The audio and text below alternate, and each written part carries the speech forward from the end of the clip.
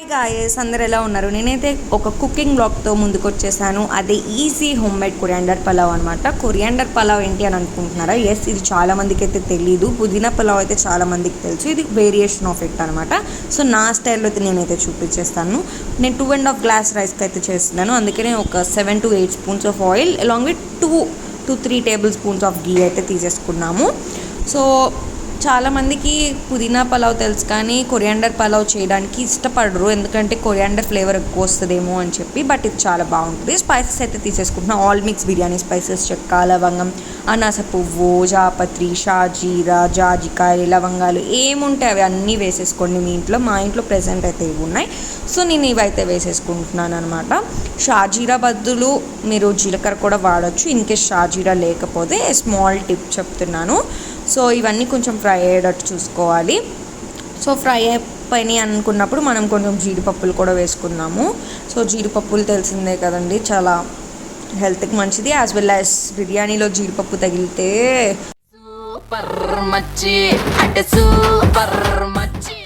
Super ఉంటుంది.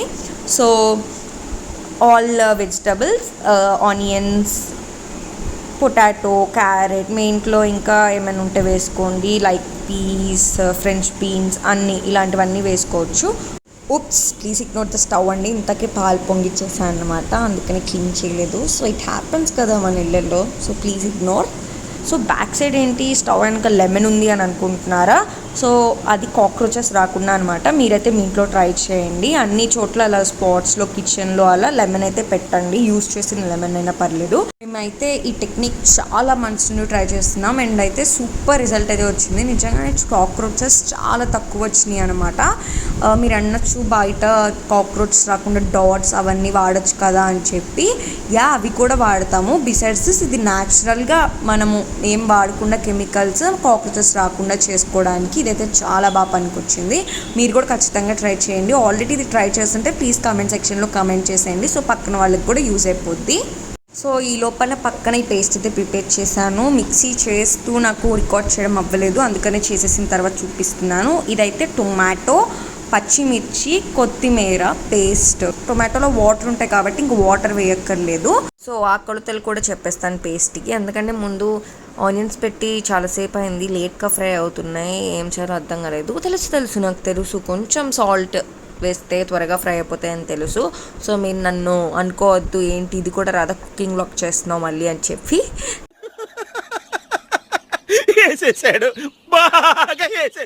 ఇప్పుడు పేస్ట్కి కావాల్సిన ఇంగ్రీడియంట్స్ చెప్పాను కదా. 2 to 3 టొమాటోస్ వేసుకోండి. ప్లస్ 10 to 15 రూపీస్కి మీకు 2 to 3 బంచెస్ ఆఫ్ కొత్తిమీర వస్తుంది కదా, అంత తీసుకోవాలి 2.5 గ్లాస్కి అయితే.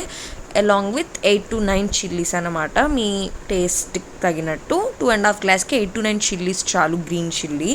మనం ఎటువంటి ఎక్స్ట్రా చిల్లీ పౌడర్ అయితే యాడ్ చేయము, ఓన్లీ గ్రీన్ చిల్లీ పేస్ట్లో నుండి వచ్చిన కారమే అనమాట. సో సరిపోతుంది 8 to 9 చిల్లీస్, చూసి వేసుకోండి. అండ్ అల్లం వెల్లుల్లి పేస్ట్ ఆనియన్స్లో అయితే వేసేసాను, ఫ్రై అయిపోయినాయి ఆనియన్స్. అండ్ అల్లం వెల్లుల్లి పేస్ట్ ఈ మధ్య దందా ఎక్కువైపోయిందండి, ఫేక్గా కెమికల్స్తో చేస్తున్నారంట. అండ్ కుళ్ళిపోయిన అల్లం వెల్లుల్లి వాటితో చేస్తున్నారంట. సంతల్లో అయితే అస్సలు కొనద్దు, 10 రూపాయలకే ఇస్తున్నారు కదా అని కొంచెం ఎక్కువ మనీ పెట్టుకొని బయట మనకి సూపర్ మార్కెట్స్లో పెద్ద కంపెనీస్లోనే కొనుక్కోండి. దానికంటే బెస్ట్ ఏంటంటే ఇంట్లో చేసుకోవడమే అనమాట. అండ్ వెజిటబుల్స్ అయితే వేసేసాను. అల్లం వెల్లుల్లి పేస్ట్ ఫ్రై అయిపోయిన తర్వాత పచ్చివాసన పోయేదాకా కొంచెం హై ఫ్లేమ్లో అయితే పెట్టుకోండి, అల్లం వెల్లుల్లి పేస్ట్ ఫ్రై అయ్యేదాకా. అసలు పలావ్లో వెజిటబుల్స్ చాలా ఎక్కువ ఉంటే బాగుంటుంది. మీకు వెజ్జీ సిస్టమ్ ఉంటే కనుక పీస్, ఫ్రెంచ్ బీన్స్, కాలీఫ్లవర్ ఇలాంటివన్నీ కూడా ఇంక్లూడ్ చేసుకొని వేసుకోండి. మాకు చాలా ఇష్టం వెజ్జీస్, బట్ ఇంట్లో ప్రస్తుతం అవే ఉన్నాయని వేసుకున్నాను. సో ఈ లోపల 2.5 గ్లాస్ బాస్మతి రైస్ అయితే నేను కడిగేస్తున్నాను. సో మీకు ఇది తెలిసిందే కదా, డైరెక్ట్గా ఇదొక వెజల్ మనకి అమెజాన్ వాటర్లో కూడా దొరుకుతుంది. డైరెక్ట్గా వాష్ చేసేసుకొని అక్కడే హోల్స్ ఉంటే డ్రైన్ అవుట్ చేసేసుకొని డైరెక్ట్గా దింపేసుకోవడమే. అండ్ ఇది పరిస్థితి.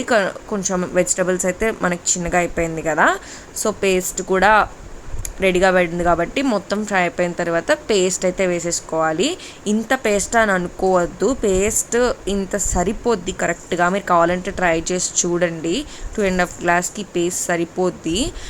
ఎక్కువ పేస్ట్ అని అనిపిస్తుంది మీకు, కానీ వేసిన తర్వాత సరిపోద్ది నేను చెప్పే కొలతలు.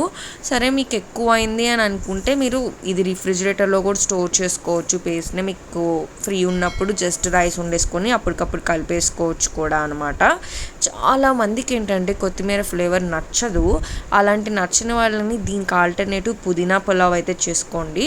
2:1 రేషియోలో వేసుకోవాలి. పుదీనా 2 కట్టలు తీసుకుంటే కొత్తిమీర 1 కట్ట తీసుకోవాలి. సో మీకు అంత కొత్తిమీర ఫ్లేవర్ రాదు. ఇంకా పుదీనా టేస్ట్ కూడా నచ్చదంటారా? నాకు ఇంకేం ఆల్టర్నేటివ్ తెలియదండి.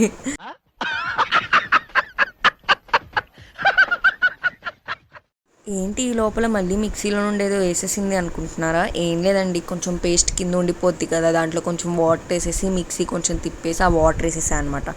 ఒకవేళ అలా చేయకపోతే అసలు ఏదో చాలా వేస్ట్ చేసేసాం అనిపించేసిద్ది, ఏదో లైఫ్లో ఏదో కోల్పోయినట్టు ఫీలింగ్ అనమాట. దాంట్లో వాటర్ వేయాల్సిందే, ఆ వాటర్ మళ్ళీ తీసి వెజల్లో పోయాల్సిందే. అప్పుడే మనం శాంతిగా కుకింగ్ చేసుకోగలం. మీరు కూడా ఇలానే ఫీల్ అవుతూ ఉంటే కమెంట్ సెక్షన్లో కమెంట్ అయితే చేసేయండి.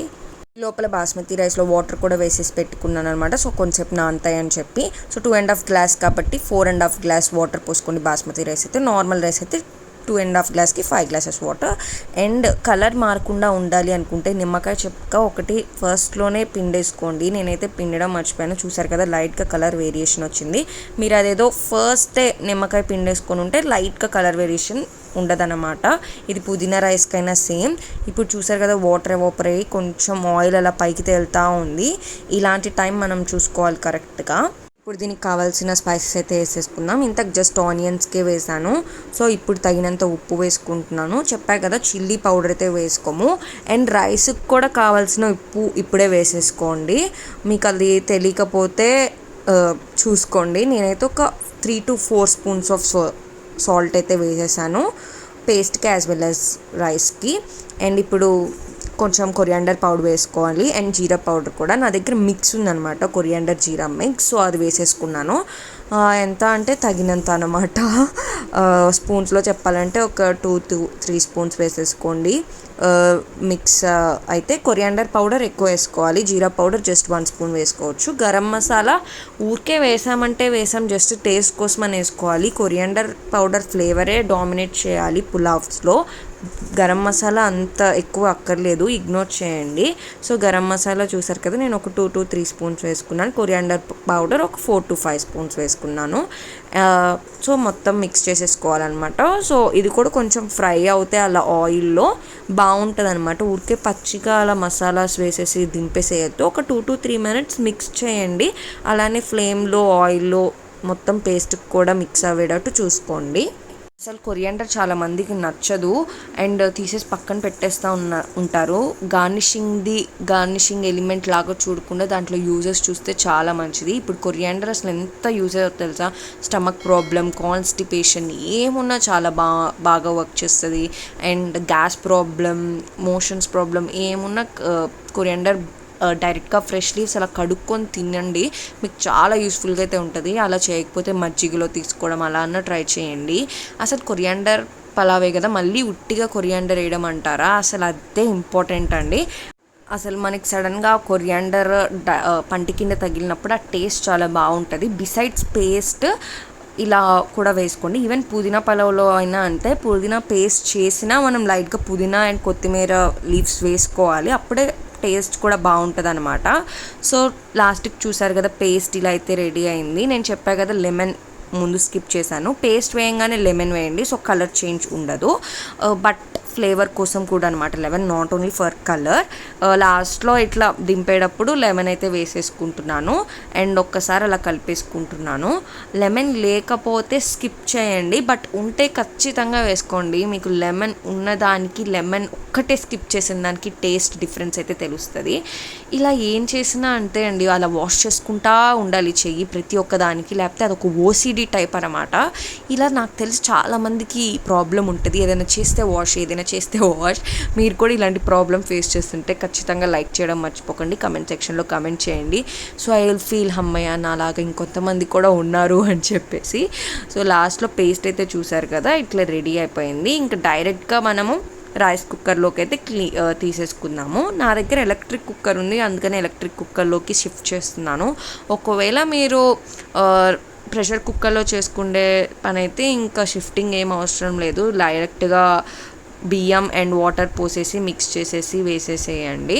సో ఇది మొత్తం ట్రాన్స్ఫర్ అయితే చేస్తున్నాను. చూడ్డానికి పేస్ట్ ఎక్కువలానే అనిపిస్తుంది, బట్ ట్రస్ట్ మీ, ఈ పేస్ట్ 2.5 గ్లాసెస్కి సరిపోతుంది ఖచ్చితంగా. సో ఇలా వాటర్లో మిక్స్ చేసేసుకొని కొంచెం టాపింగ్ లాగా గీ వేసుకోండి. స్టార్టింగ్లో మనం గీ వేసుకున్నాం ఫైన్, బట్ మళ్ళీ ఇప్పుడు గీ వేసుకోండి పైన. సో ఆయిల్ కంటెంట్ తక్కువ ఉన్న మీకు రైస్ పొడి పొడిగా వస్తుంది అన్నమాట, ఆయిల్ అండ్ గీ ఎక్కువ ఉంటే. సో అలా నేను ఒక 2 స్పూన్స్ అయితే గీ మళ్ళీ వేసేసుకుంటున్నా. కరెక్ట్, ఇది కరెక్ట్గా చెప్పావయ్యా. సో మన ఛానల్ ఫస్ట్ టైం చూస్తుంటే కనుక ప్లీజ్ లైక్ చేయండి, షేర్ చేయండి, సబ్స్క్రైబ్ చేయండి. మీ సపోర్టే నాకు మోటివేషన్ ఇస్తుంది. So different videos, different blogs పెట్టడానికి. సో రైస్ కుక్కర్ అయితే ఆన్ చేసేసాను, వెయిట్ చేస్తున్నా నేను కూడా ఇప్పుడు ఇద్దా అని చెప్పి. మిడిల్లోనే మీకు చూపిద్దామని ఒకసారి ఓపెన్ చేసేసా అయిపోతుంది అని అనుకున్నప్పుడు 25 to 30 minutes దాకా పడుతుంది రైస్ కుక్కర్లో. చూసారు కదా, ఇంకా అయిపోతుంది. అప్పుడు మీకు ఓపెన్ చేసి చూపిస్తున్నాను. ఊరికే లైట్గా వాటర్ ఉంది. వావ్, ఎంత డెలిషియస్గా ఉందో చూడడానికి, నాకైతే నోరు ఊరిపోతుంది అనమాట. మీరు కూడా ఎవరైనా ట్రై చేస్తే తప్పకుండా చెప్పండి ఎలా ఉందో టేస్ట్. చూసారు కదా ఫైనల్గా ఎలా ఉంటుంది. ఇది రైతాతో సర్వ్ చేసుకోండి, చాలా బాగుంటుంది. ఇది కనుక మీరు ట్రై చేస్తుంటే ఖచ్చితంగా కమెంట్ సెక్షన్లో కమెంట్ చేయండి అండ్ సబ్స్క్రైబ్ చేయడం అయితే మర్చిపోకండి.